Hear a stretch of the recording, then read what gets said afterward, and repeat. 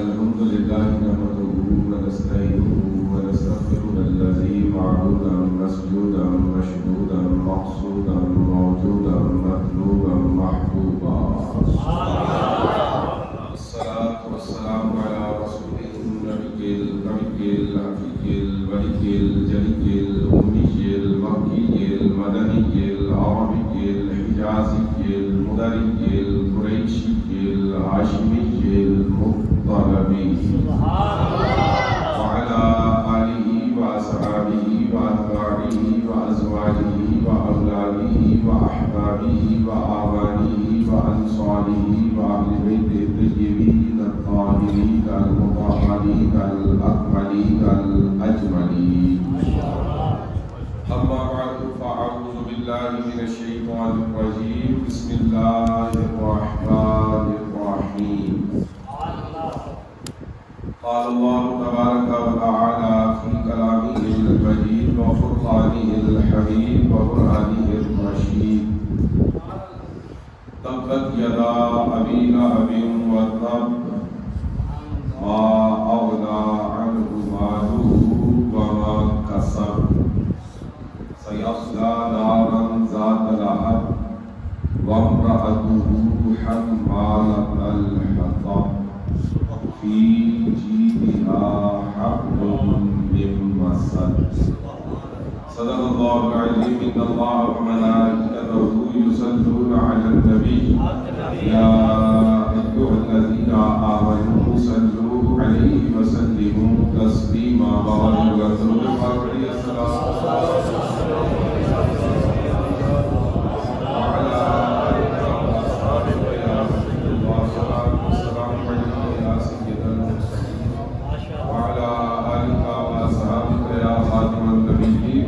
باب نبوت پہ بے حد درود، ختم دور رسالت پہ لاکھوں سلام.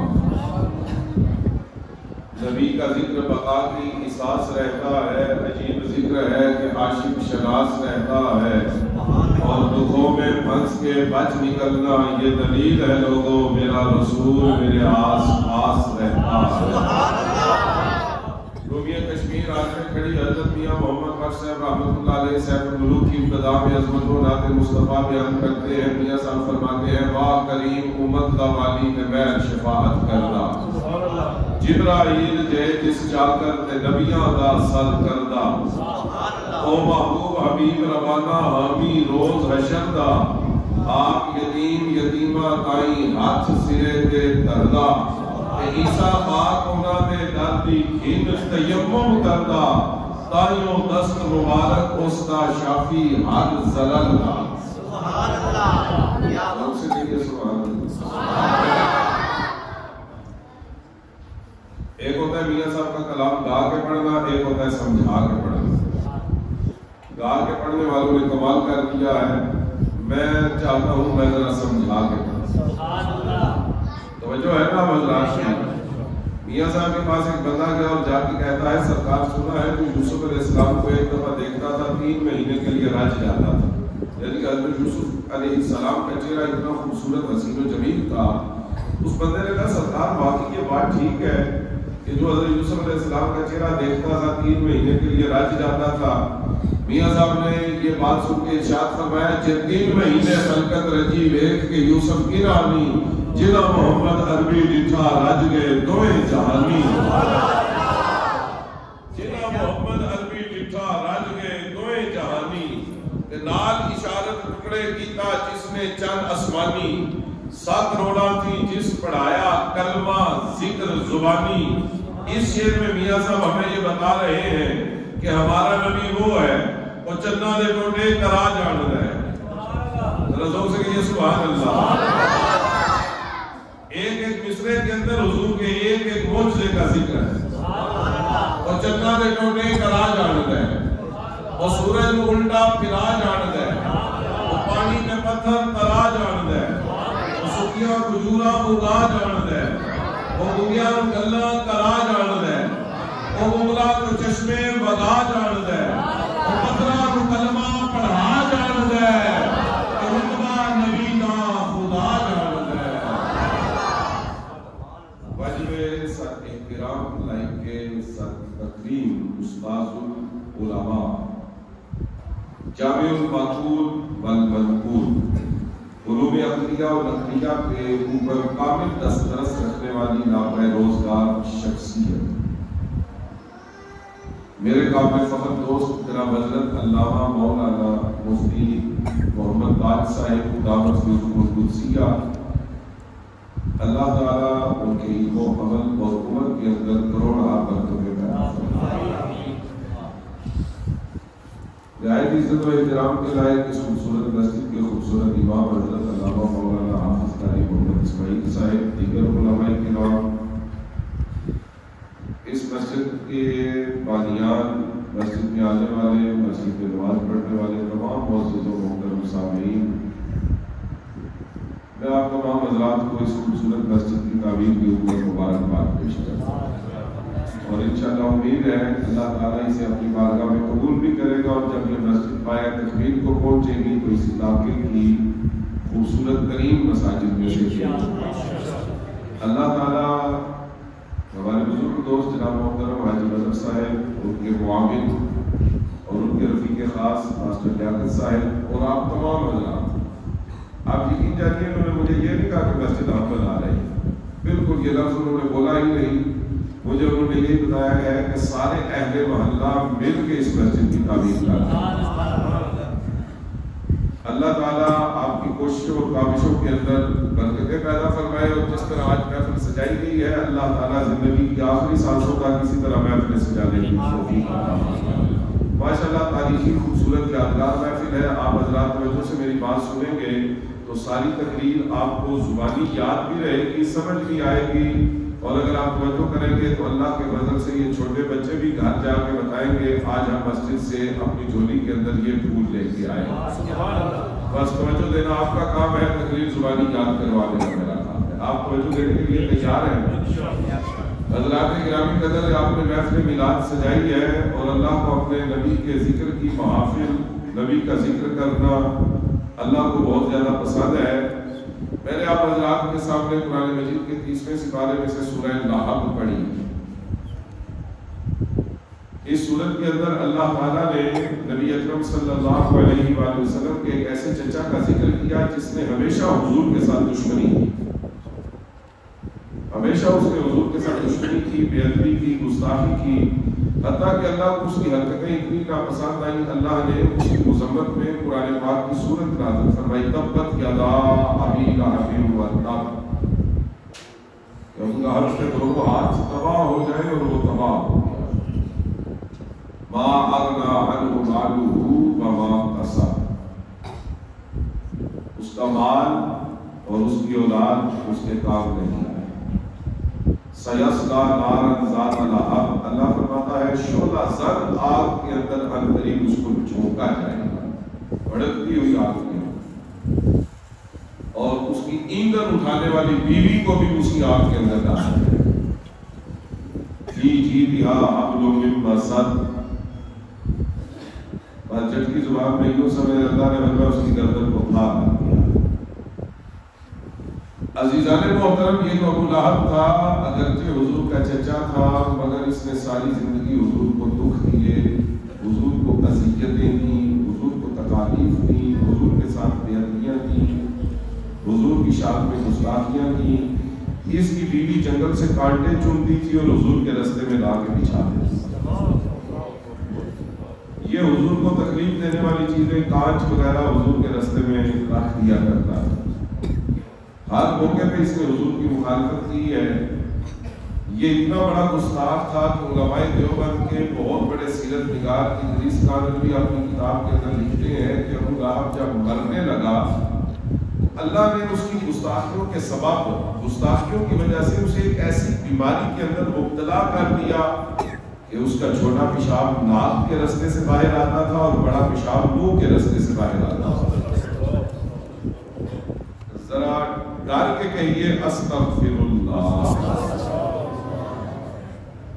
یہ گستاخ تھا، اس کا انجام آپ نے سن لیا، اور جب یہ مرا ماشاءاللہ زینت السادات، فخر السادات، آپ کے علاقے کی قابل فخر شخصیت، نازش مسلک اہل سنت خطیب ملت اسلامیہ حکیم الحکماء، ان کے پاس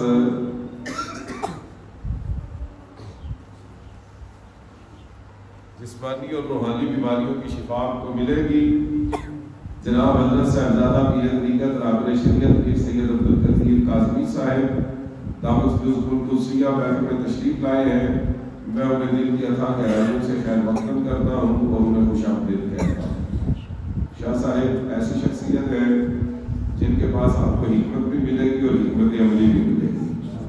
اللہ نے ان دونوں چیزوں سے ان کو مالا مال فرمایا۔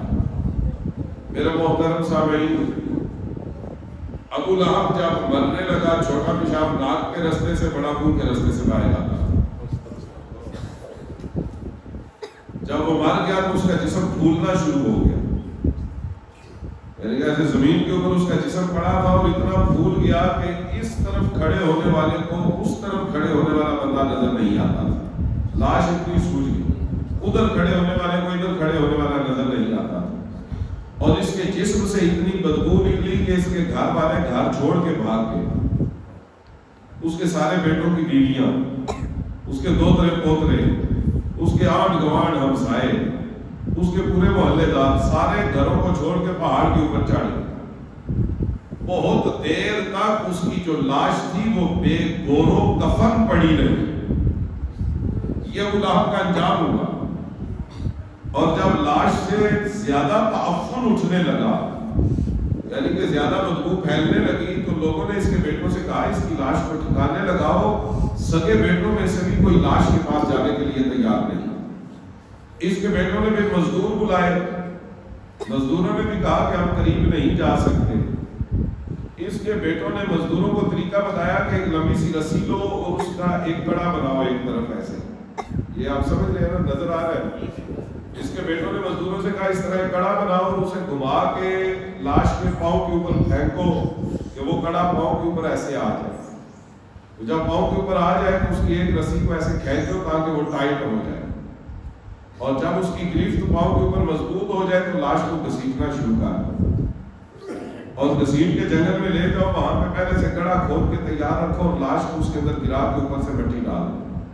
تو مزدوروں نے ایسے ہی کیا، ایک لمبی سی رسی کی کڑا بنایا، گھما کے پھینکا، اس کے پاؤں کے اوپر آیا، اس کے ایک سرے کو کھینچا، اس کی گرفت مضبوط ہوگی، اس نے پاؤں کو پکڑ لیا، اور پھر جن گلیوں میں یہ حضور کے رستے میں کانٹے اور کانچ بچھایا کرتا تھا، وہیں سے اس کی لاش کو گھسیٹ کے باہر نکالا گیا اور اس گڑھے کے پاس پہنچایا گیا، اور لمبے لمبے بانس لے کر بانسوں سے ایسے ٹھوکرے لگا کر اس کی لاش اس گڑھے کے اندر گرا کے اوپر سے مٹی ڈال دی۔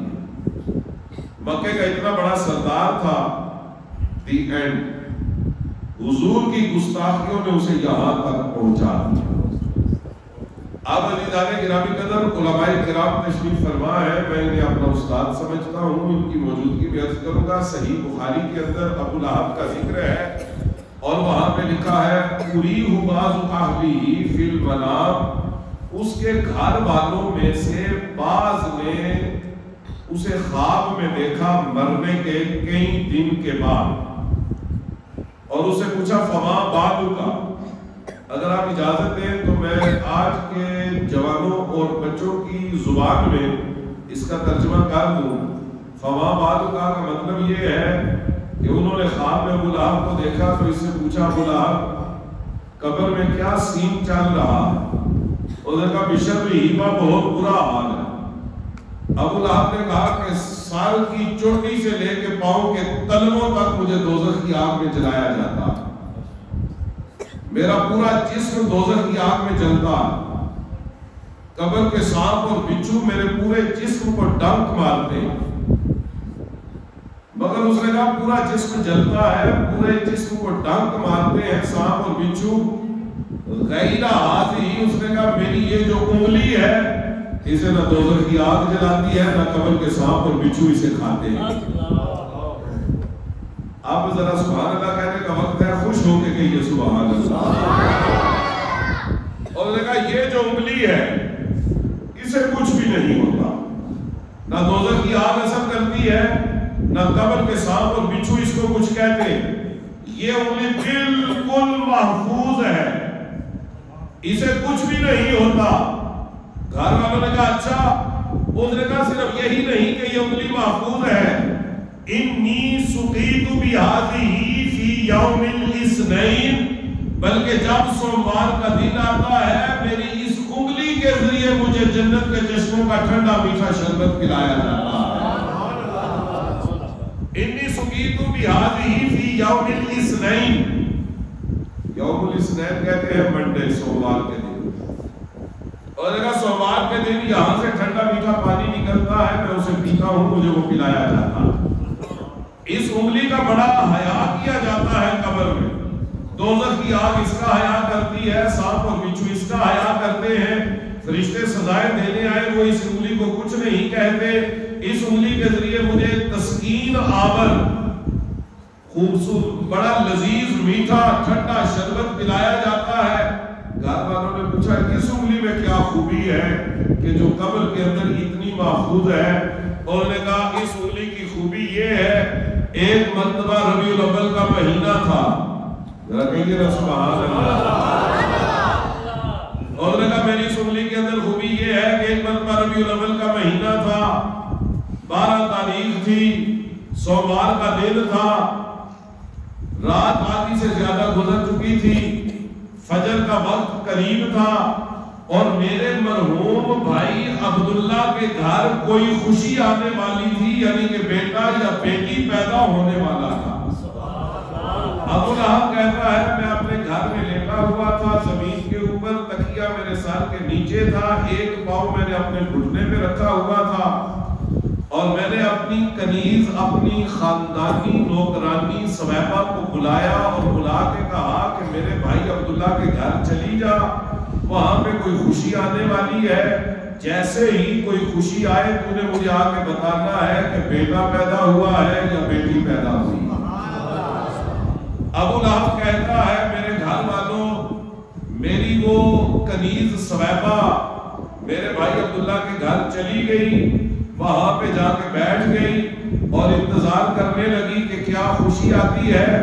پھر وہ خوشی ان کے گھر آئی، اس کو خبر ملی، وہ خبر لے کر میرے بھائی عبداللہ کے گھر سے باہر نکلی، گلیوں میں چلتی ہوئی میرے گھر کے پاس آئی، اندر داخل ہوئی، میرے کمرے کے اندر آئی، اور اس نے کمرے کے دروازے پہ کھڑے ہو کے کہا میں اسی طرح زمین پہ تکیے کے اوپر سر رکھ کے لیٹا ہوا تھا، ایک پاؤں دوسرے گھٹنے کے اوپر میں نے رکھا ہوا تھا، تو اس نے وہاں پہ کھڑے ہو کے مجھے کہا ابو لہب تجھے مبارک ہو، تیرے مرحوم بھائی عبداللہ کے گھر اللہ نے بیٹا عطا فرما دیا۔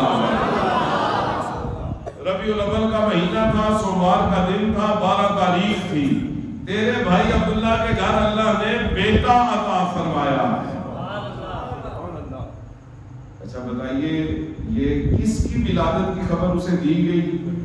نبی پاک صلی اللہ علیہ وسلم کی ولادت کی خبر۔ اس نے کہا اس انگلی کے اندر خوبی یہ ہے، میں ایسے لیٹا ہوا تھا، ہاتھ میرا زمین کے اوپر تھا، میں نے یہ انگلی اس طرح اوپر اٹھائی اور اشارہ کر کے اسے کہا اگر میرے بھائی عبداللہ کے گھر بیٹا پیدا ہوا ہے، یعنی کہ مسلمانوں کے نبی کے میلاد کی خبر سن کر، مسلمانوں کے نبی کا ذکر سن کر میں نے انگلی اوپر اٹھائی اور ہلا کے کہا جا اس خوشی میں تجھے آزاد کرتا ہوں، انی سقیت بہذہ فی یوم الاثنین بعطاقتی صہیبہ۔ میرے گھر والوں یہ جو میں نے مسلمانوں کے نبی کا ذکر سن کے اپنی انگلی اٹھائی تھی، اللہ کو وہ انگلی اتنی پسند آئی، نہ دوزخ کی آگ جلاتی ہے نہ قبر کے سانپ کھاتے ہیں، جنت کی نعمتیں بھی مجھے اسی انگلی کے ذریعے اللہ عطا فرما دے۔ ہاتھ اٹھا کے کہیے سبحان اللہ، دونوں ہاتھ میری طرح بلند کر کے کہیے سبحان اللہ۔ میرے محترم سامعین، علماء تشریف فرما ہے، صحیح بخاری کے اندر یہ واقعہ کم و بیش اسی طرح اپنی اصل کے ساتھ موجود ہے جس طرح میں نے آپ کے سامنے بیان کر دیا۔ میں نے ذرا کچھ بیچ میں ادبی رنگ بھر دیا ہے، واقعہ آپ کو یہاں پہ ملے گا۔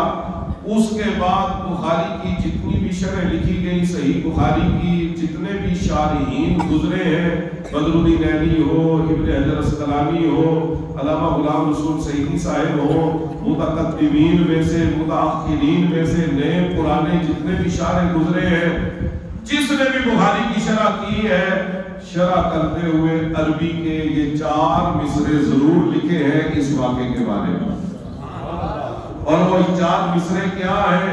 انہوں نے لکھا ان کان ھذا کافرا جاء ذمہ تبت یدا وفی الجحیم مخلدا اتی انہ فی یوم الاثنین یخفف عنہ للسرور باحمدا فما الظن بالعبد الذی عاش مسرورا ومات موحدا۔ ان تمام شارحین نے لکھا لوگوں ذرا سوچو، وہ ابو لہب تھا، ہم مومن مسلمان ہیں، وہ کافر تھا، ہم نبی کا کلمہ پڑھنے والے ہیں، وہ گستاخ تھا، ہم حضور کے عاشق ہیں، وہ بے ادب تھا، ہمارا لو حضور کے ادب کے اندر رچا ہوا ہے، اس نے زندگی میں ایک دفعہ خوشی منائی تھی، ہم زندگی میں ہر سال خوشی مناتے ہیں، تو جو زندگی میں حضور کی ولادت پہ ایک دفعہ خوشی منائے، اللہ اس کے اوپر اگر مہربان ہو سکتا ہے تو ذرا سوچو جو ہر سال حضور کی ولادت کی خوشی مناتا ہے، اللہ اس کے اوپر کتنا مہربان ہوگا۔ اچھا، میں آپ سے گزارش کروں گا، تقریر میری تقریباً آدھی سے زیادہ ہو گئی ہے، اگر سمجھ آئے تو آپ نے سبحان اللہ کہنا، نہ سمجھ آئے تو آپ نے بالکل خاموش رہنا ہے، چپ رہنا ہے۔ تقریر میرے محترم سامعین تقریباً 30 منٹ ہو گئے، اگر مجھے حساب کے اندر فرق نہیں لگا تو میرا خیال ہے کہ آدھا گھنٹہ تقریر ہو چکی، یعنی کہ آدھی سے زیادہ تقریر آپ کو میں سنا بیٹھا ہوں۔ عزیزان محترم ذرا سوچئے، جو زندگی میں ایک دفعہ خوشی منائے، اللہ کا رسول سمجھ کے نہیں، اپنے مرحوم بھائی کا بیٹا سمجھ کے، جس نے ایک دفعہ خوشی منائی ہے، اللہ اسے عطا کر رہا ہے، جو ساری زندگی ہر سال نبی کا کلمہ پڑھ کے ان کا غلام بن کے خوشی مناتا ہوگا، اسے اللہ کیا کیا عطا کرتا ہوگا، ہماری عقل بھی اس بات کا اندازہ نہیں لگا سکتا۔ اس لیے میں یہ واقعہ سنا کے آپ کو مشورہ دوں گا، زندگی میں جب بھی حضور کا ذکر سنے اور پسند آئے تو ہاتھ اٹھا کے کہا کریں سبحان اللہ۔ جب حضور کے نام کا نعرہ لگے، نعرہ رسالت لگے، یا تاجدار ختم نبوت کا نعرہ لگے، یا لبیک کا نعرہ لگے، ہاتھ اٹھا کے جواب دیا۔ اچھا، آپ کو ایک بات میں بتا دوں، یہ تاجدار ختم نبوت کا نعرہ، لبیک کا نعرہ، یہ نہ سیاسی نعرہ ہے، نہ صرف ایک پارٹی کا نعرہ۔ اگر کوئی بندہ سمجھتا ہے نا کہ یہ دونوں نعرے صرف لبیک والوں کے نعرے ہیں، اسے چاہیے کہ وہ اپنے ایمان کی خیر بنائے۔ یہ صرف ایک تنظیم یا پارٹی کے نعرے نہیں، یہ ہر اس بندے کے نعرے ہیں جس نے محمد عربی کا کلمہ پڑھا ہوا۔ تو میں اس مسجد میں جس کی ابھی ابتدا ہوئی ہے، یہاں پہ محفل میلاد ہے، اور غالباً حاجی صاحب نے بتایا تھا کہ پہلی یا دوسری محفل میلاد ہے، کچھ کسی طرح کا تیسری محفل میلاد ہے۔ تیسری محفل میلاد کو آپ یادگار محفل میلاد سمجھیں۔ میں آپ کو نصیحت کروں گا، بلکہ وصیت سمجھ لیں، مشورہ سمجھ لیں، درخواست سمجھ لیں، ملت سماجت سمجھ لیں، حضور کا نام سن کے، حضور کا ذکر سن کے، حضور کی شان سن کے، حضور کا نعرہ لگانے کے لیے دونوں ہاتھوں کو ہمیشہ بلند کیا۔ اللہ تحریک لبیک والوں کا بھلا کرے، جس نے ہمیں ذوق دیا ہے ہاتھ اٹھا کے نعرہ لگانے کا۔ اس لیے میں آپ کو یہ نصیحت کر رہا ہوں کہ ہاتھ اٹھا کے لگایا کریں، کیونکہ آپ نے واقعہ سن لیا، اب میری سمجھ آئے تو آپ نے سبحان اللہ کہنا ہے، نہ آئے تو چپ رہنا ہے۔ ذرا سوچئے، جو صرف حضور کے لیے ایک انگلی اٹھائے، اللہ اس ابو لہب پہ اتنا مہربان ہو جاتا ہے، اور جو حضور کا ذکر سن کے دونوں ہاتھ اٹھاتا ہوگا، اللہ اس پہ کتنا مہربان ہوگا۔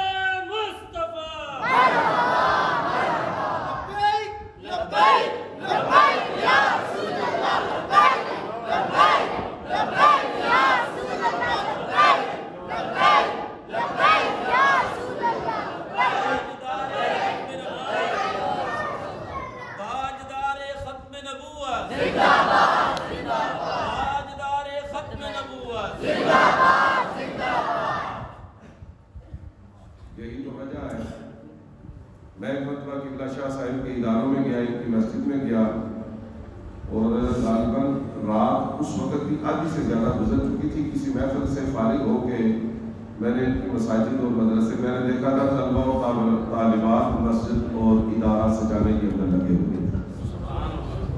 شاہ صاحب کو ہمارے ساتھ محفل میں تھا مگر پیچھے سے طلباء اپنا جو ہمارے جوان گلیاں محلے بازار سجاتے ہیں. اچھا یہاں پہ بھی جھالنے لگی ہوئی ہیں, یہ لائٹنگ ہوئی ہے. یہ جس نے بھی کی ہے اس نے حضور کے میلاد کی خوشی میں کی. سامنے وہ جھنڈیاں لگی ہیں جن پہ ہمارے آقا کے نالین پاک کا نقش ہے.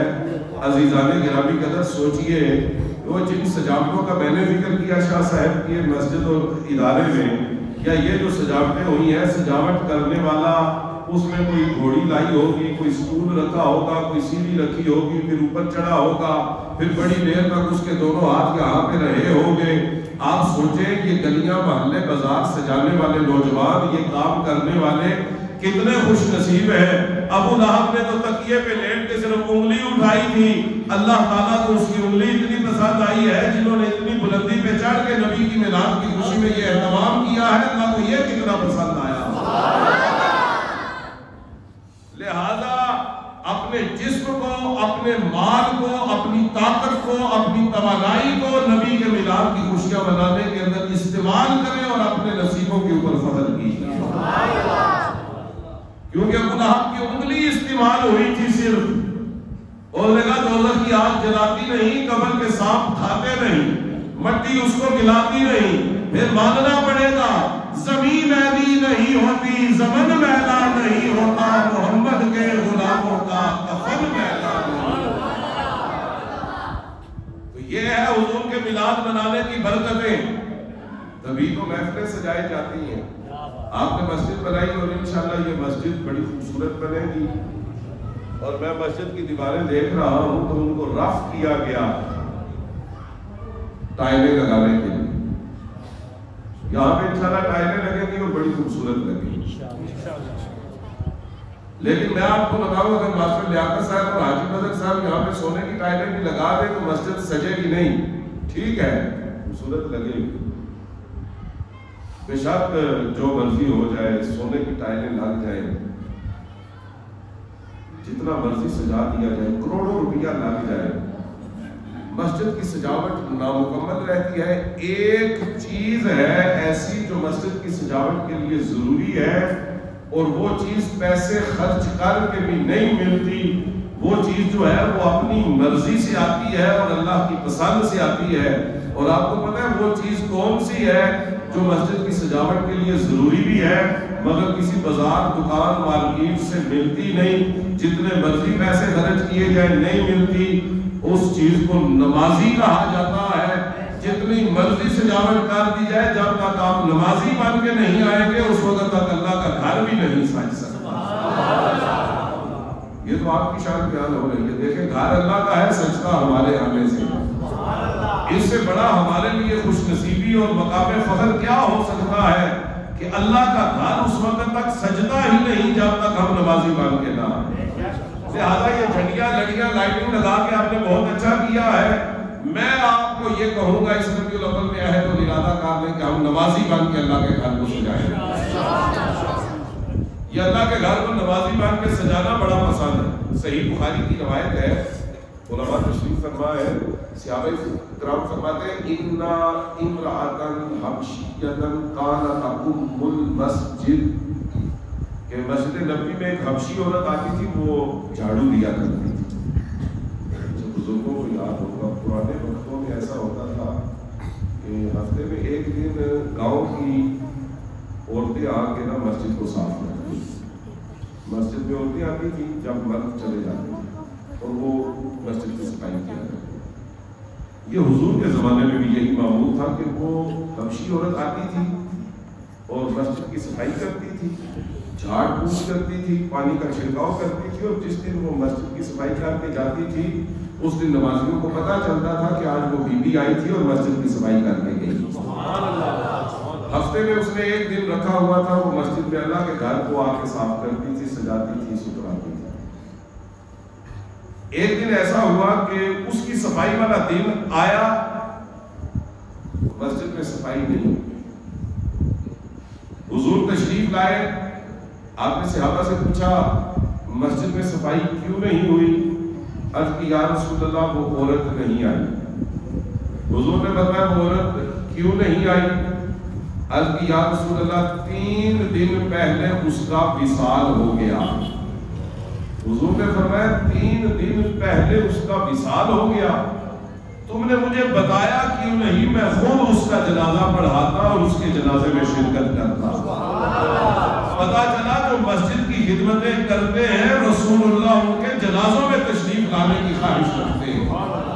عزیزان گرامی قدر، صحابہ نے عرض کی یا رسول اللہ ہم نے آپ کو نہیں بتایا، اس لیے نہیں بتایا کہ جواب دینے والے نے کہا یا رسول اللہ اس لیے نہیں بتایا کہ وہ ایک عام سی عورت تھی، وہ ایک عام سی عورت تھی۔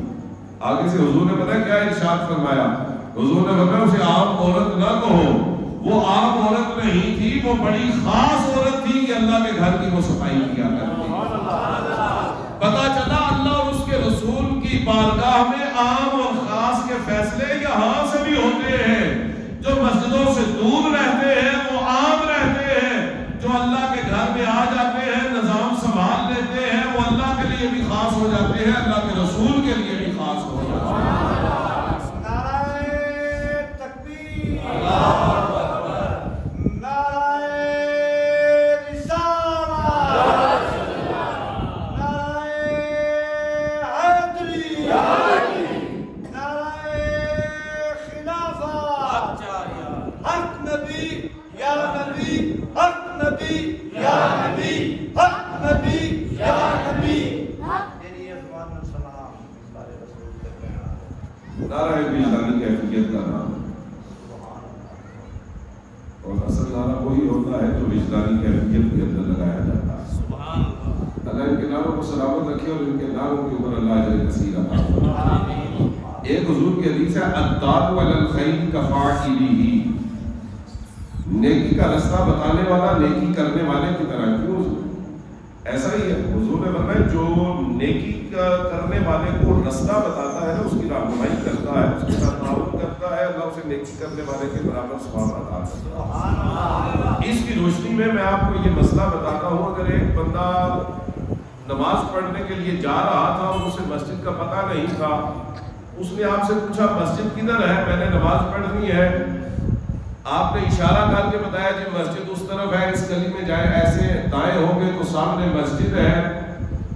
اس کی روشنی میں ہم کہہ سکتے ہیں کہ جس نے مسجد کا بتایا ہے وہ بندہ جب مسجد میں جا کے نماز پڑھے گا، یعنی کہ جس کو بتایا ہے پتہ پوچھنے والا جب مسجد میں نماز پڑھے گا، نماز کا اللہ اسے بھی پورا پورا ثواب عطا کرے گا، مسجد کا بتانے والے کو بھی اللہ پورا پورا ثواب عطا فرمائے گا۔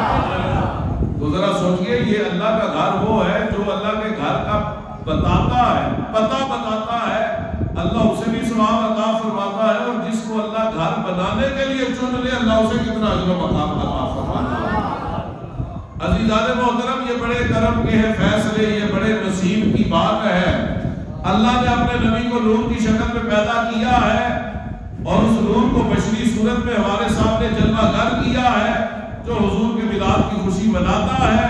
خوشی منانے میں اس کے جسم کا جو حصہ استعمال ہو جائے، ابو لہب کا واقعہ ہمیں یہ بتاتا ہے قبر کی مٹی بھی اس جسم کا حیا کرتی ہے جو دنیا میں رہ کے نبی کے میلاد کی خوشیاں منایا کرتا ہے۔ اللہ نے سب سے پہلے نبی کا نور رکھا آدم علیہ السلام کے سینے میں، اب نور مصطفیٰ کا سفر شروع ہوا، حضور کا شجرہ سماعت فرمائے۔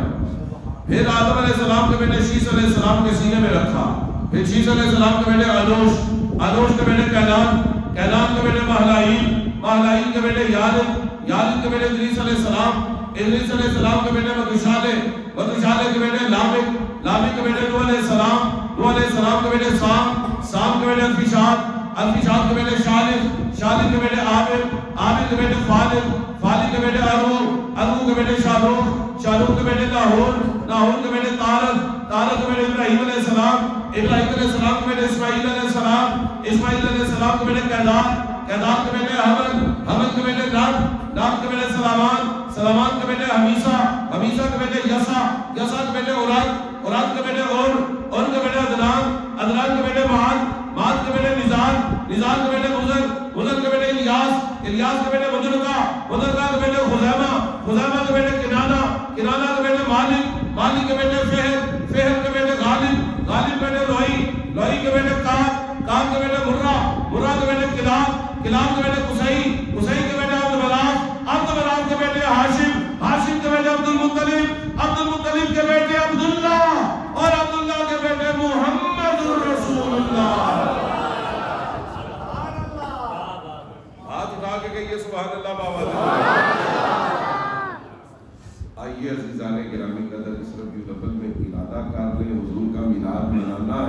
हुजूर की सीरत को अपनाना। अब मैं आपको क्या बताऊं कि हम हुजूर की सीरत को कैसे अपना सकते हैं। बड़ा आसान है हुजूर की सीरत को अपनाना। हुजूर की सीरत को अपनाए, मुआशरे के अंदर आसानियां पैदा हों। सिर्फ एक मिसाल देता हूं, आप मेरे साथ वादा करें कि ये जो अभी हुजूर की हदीस सुनाने वाला हूं, आपने इसके ऊपर अमल करना। हमारे आका ने फरमाया, जब सालन पकाओ तो शोरबा ज्यादा कर दो ताकि पड़ोसी के घर भी भेज सको। हुजूर की हदीस है ना, उलमा तशरीफ कितना ख्याल रखते हैं कि हुजूर पड़ोसी हो, और पड़ोसी अगर रिश्तेदार भी हो तो उसका हक दुगना हो जाता है। अगर रिश्तेदार भी हो, पड़ोसी भी हो तो हक दुगना हो। हुजूर ने फरमाया, जब बाजार से फल खरीदो तो जरूरत से थोड़ा सा ज्यादा खरीदो। अगर आप बाजार से फल खरीदने गए हैं 1 किलो, तो आप 1.25 किलो या 1.5 किलो खरीद लें। किलो घर में जरूरत है उधर रख दें, बाकी जो ज्यादा है वो पड़ोसियों के घर में। सर्दी आ रही है, आप रात को घर वापस जा रहे हो, आपका जी चाहे कि मैं गरम गरम मूंगफली बच्चों के लिए ले जाऊं, तो अगर आप समझते हैं ना कि घर में आधा किलो मूंगफली ले जानी चाहिए, आप 3 पाव खरीद 100 रुपया ज्यादा लगा दें, और वो जो ज्यादा मूंगफली है ना आपकी जरूरत से 1 पाव, वो अपने पड़ोसियों के घर में भेज। अच्छा, आप जरा परेशान हो गए हैं, 150 ही खर्च करना है ना, क्या है, बच्चे स्कूल जाते हैं तो ले लेते हैं, पड़ोसियों के घर जरूर भेजें। दुनिया में खुश रहने का एक ही गुर और फार्मूला है, अल्लाह की मखलूक को खुश रखो, अल्लाह आपको भी खुशियां अता। मखलूक को दुख दे के अगर कोई बंदा समझे ना कि मैं सुखी रहूंगा, ये उसकी खामख्याली।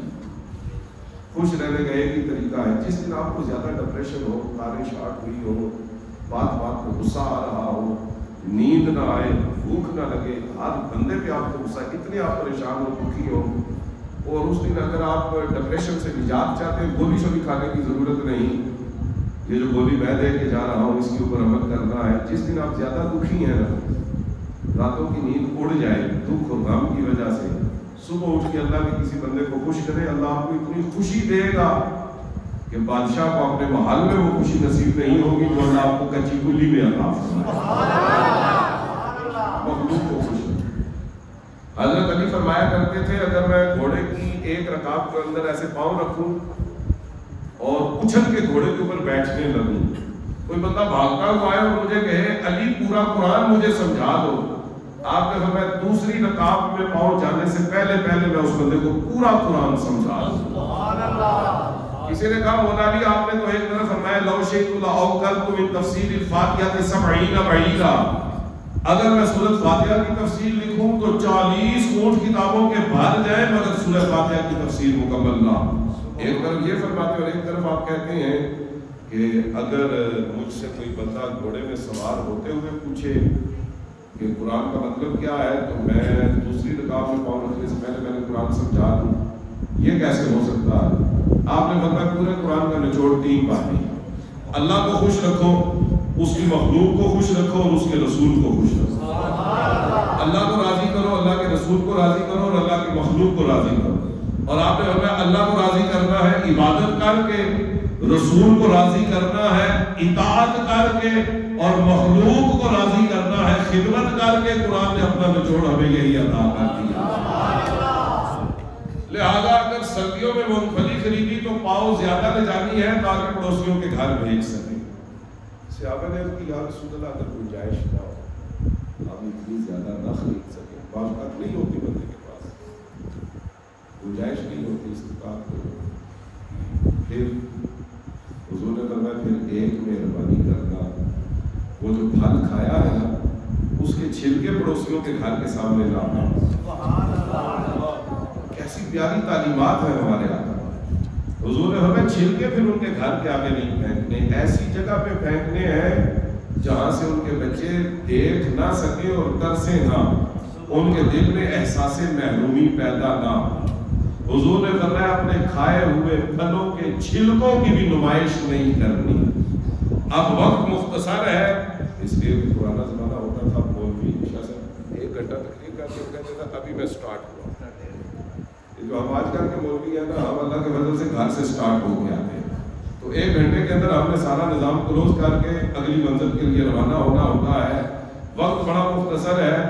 سوچئے یہ جو ہم بچیوں کی شادیاں کرتے ہوئے جہیز کی نمائش کرتے ہیں، جو مذہب پھلوں کے چھلکوں کی نمائش کی اجازت نہیں دے سکتا، وہ جہیز کے نمائش کی اجازت کس طرح دیتا ہوگا؟ لہذا آج بیٹھ کے ارادہ کر لیں کہ ہم نے بچیوں کو اگر جہیز دینا ہے نمائش نہیں کرنی.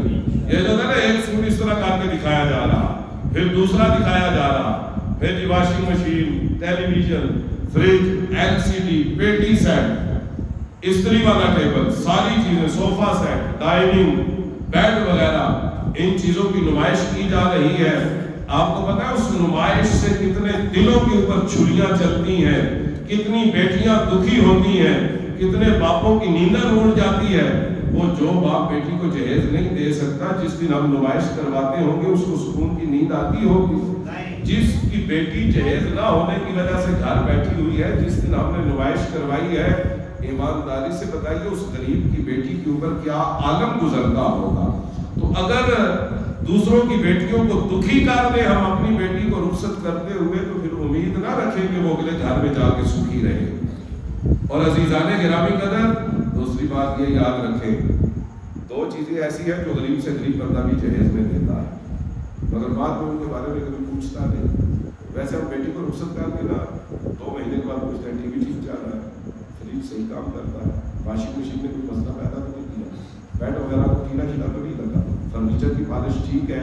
لیکن دو چیزیں ایسی ہیں، دیتا ہر بندہ ہے مگر آج تک کسی نے پوچھا نہیں کہ وہ بیٹی ان کو استعمال کرتی ہو یا نہیں کرتی. اور وہ دو چیزیں بتائیں کیا؟ ایک قرآن پاک اور دوسری جائے نماز. یہ ہر بندہ دیتا ہے مگر آپ زمانہ پھر کے دیکھ لیں، کوئی ایک باپ ایسا مجھے ڈھونڈ کے دکھا دے جس نے بعد میں فون کر کے پوچھا ہو بیٹی قرآن پاک جو میں نے جہیز میں دیا تھا پڑھتی ہو یا نہیں پڑھتی. جو جائے نماز دی تھی، وہ جو لکڑی کا پھٹا بنا ہوا دیا تھا، اسے استعمال کرتی ہو یا نہیں کرتی. رب کعبہ کی عزت کی قسم وہ واشنگ مشینیں، فریج وغیرہ کام نہیں آئے گا. یہ جو دو چیزیں دی ہیں، اگر بیٹی نے یہ شادی کے بعد استعمال کی ہے، اللہ اس بیٹی کو بھی سکھی رکھے گا. چیزیں دینے والے ماں باپ کو قبر میں بھی اللہ امن اور سکون عطا فرمائے گا. لہذا آپ جتنے باپ بچیوں کو بیاہ چکے ہیں، آج گھر جا کے آپ نے فون کر کے پوچھنا ہے وہ جو قرآن پاک دیا تھا پڑھتی ہو یا نہیں پڑھتی، وہ جو جائے نماز دی تھی استعمال کرتی ہو یا نہیں. بلکہ آپ کہتے ہیں وہ جو قرآن پاک دیا تھا نا، جاتے ہی مسجد کے اندر بھجوا دیتا. نہیں، مسجدوں میں ایسے ایسے قرآن کے نسخے پڑے ہوئے ہیں جنہیں 5-5 سال تک کوئی کھول کے نہیں دیکھتا. مسجدوں میں قرآن کی کمی نہیں. آپ نے اس بیٹی کو کہنا ہے بیٹی اگر وہ مسجد میں بھجوایا تھا تو بے شک نیا لے لو یا مسجد میں ہدیہ دے کر اسے واپس منگوا دو اور اسے روزانہ پڑھا. کوئی ضرورت نہیں وہ قرآن پاک مسجد میں بھجوانے کی. بیٹی کو کہا کرے اس قرآن کو پڑھنے کی عادت ڈالے اور اولاد کو بھی پڑھنے کی عادت ڈالے. آئیے میرے محترم سامعین، آج کے بعد ہم عہد و ارادہ کرتے ہیں ہم حضور کی حدیثوں کے اوپر عمل کریں گے. پھلوں کے چھلکوں کی نمائش نہیں کریں گے، کھا کے پڑوسیوں کے گھروں کے سامنے نہیں پھینکیں گے.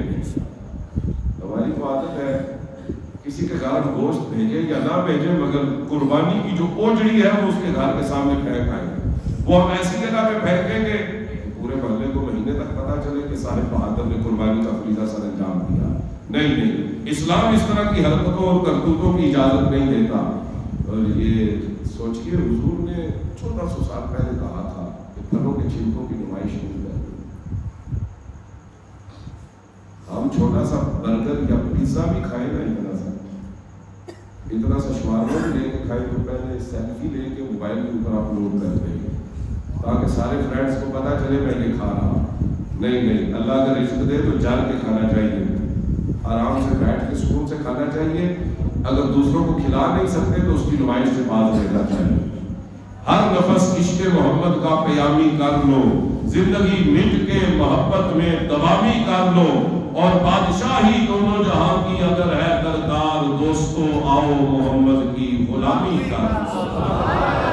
آئیے عہد اور ارادہ کریں کہ ہم 5 وقت کے پکے نمازی بن کے اللہ کے گھر کو سجایا کریں. سچی مچی کی میری آخری بات سنیں اور تقریر ختم.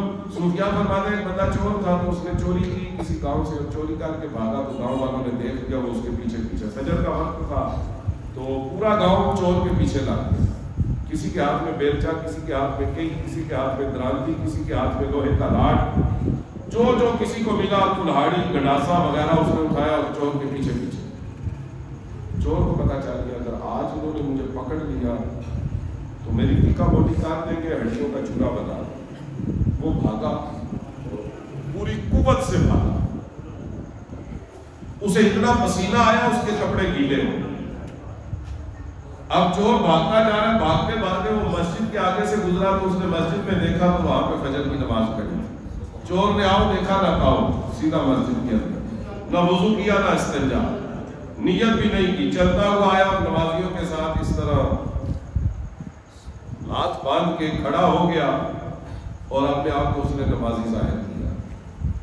2 नंबर नमाजी बना, चाइना का नमाजी। तो नमाजी बांध के खड़ा हो गया, पीछा करने वाले मस्जिद के दरवाजे का कायद 2-4 बंदे बोले मस्जिद के अंदर गए। बाकियों ने कहा नहीं नहीं नहीं ये नहीं हो सकता, चोर का मस्जिद के अंदर क्या काम? उसे पता नहीं, चोर बड़े सियाने होते हैं, अगर अंदर गया तो पकड़ा जाएगा। वो आगे गया है, चोर सुन रहा है और उसका दिल धड़क रहा है, पसीने उसके छूट रहे हैं, तवज्जो सारी उसकी उधर है। ऐसे वो नमाजी बांध के खड़ा है। बाकियों ने कहा नहीं, चोर आगे की तरफ गया। उन्होंने कहा फिर आगे की तरफ चलते हैं। सारे लोग आगे की तरफ भाग गए, चोर की जान बच गई। वो ऐसे खड़ा था मगर वो खुश नहीं हुआ, ज़ारों कतार रोया। और इतना रोया, पहले ये कमीज पसीने से गीली हुई थी, फिर उसकी आंसुओं से गीली और ज़ारों कतार रोया। मैंने कहा ना चाइना का नमाजी बना था, आपको पता चाइना का माल चल जाए तो ठीक ठाक चलता। अजीज़ाने गिरामी कदर, वो झूठा नमाजी बन के खड़ा था, ज़ारों कतार रोया और उसने एक ऐसी बात कही जो हमें पक्का नमाजी बनाने के लिए काफी। और पता उसने रोते हुए क्या था? उसने कहा परवरदिगार इनको तो पता नहीं, वो जो आगे चले गए हैं उन्हें भी पता नहीं, मगर तुझे तो पता है ना मैं चोर हूं, मैं नमाजी नहीं। या अल्लाह तू तो जानता है मैं झूठा नमाजी बन के खड़ा। मौला जो इमाम नमाज पढ़ा रहा है उसे नहीं पता, जो नमाजी खड़े हैं उन्हें मेरा नहीं पता कि मैं अंदर से क्या हूँ बाहर से क्या हूँ। लेकिन या अल्लाह तू तो अलीमुल बिज़ात सुदूर है, तुझे पता है मैं झूठा नमाजी बन के खड़ा हूँ, मगर मेरे मौला मैं हैरान हूँ, फिर भी तूने मेरी लाज रख ली है। मैं झूठा नमाजी बन के आया हूँ, तूने मेरी इज्जत रख ली है, मेरी जान बचा ली है। तकरीर का आखिरी जुमला है सुभान अल्लाह कहने और इसके ऊपर अमल करने के लिए तैयार हो जाए। उस शौने का परवरदिगार मुझे तो आज